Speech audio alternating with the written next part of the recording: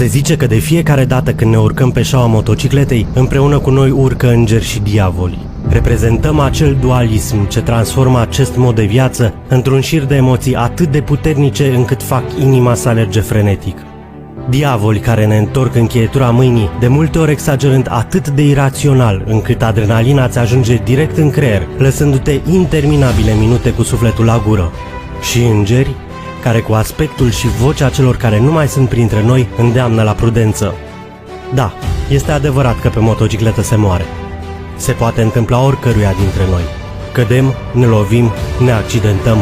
Întâmplări care fac parte din experiența unică de motociclist și care se transformă în amintiri extraordinare, în momente unice care fac să iasă soarele chiar și într-o zi ploioasă și rece de noiembrie. Întrebați-ne pe fiecare dintre noi ce am devenit dacă într-o zi ar trebui să renunțăm la această pasiune. Pregătiți-vă să auziți urletul tăcerii, să vedeți în ochii noștri privirea unui marinar constrâns să stea la mal cu fața la mare sau a unui pilot rămas fără aripi care zărește în fiecare zi cerul. Cu motocicleta se moare, este adevărat, însă nu există un mod mai bun de a trăi timpul care ne este dat. Și dacă încă nu ați înțeles nimic, atunci lăsați o baltă, nu o să înțelegeți niciodată.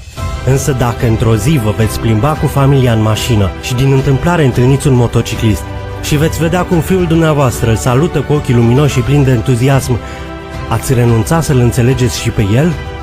El, cu a sa inocență, vede în noi acea scânteie pe care voi nu o puteți vedea. Și dacă motociclistul îi va răspunde la salut, nu e nimic straniu. Îngerii de pe pământ se salută mereu între ei, dar cine a pierdut aripile curajului și aventurii nu-și amintește. Asta suntem noi motocicliștii, stranii și fermecătoare esențe ale vieții.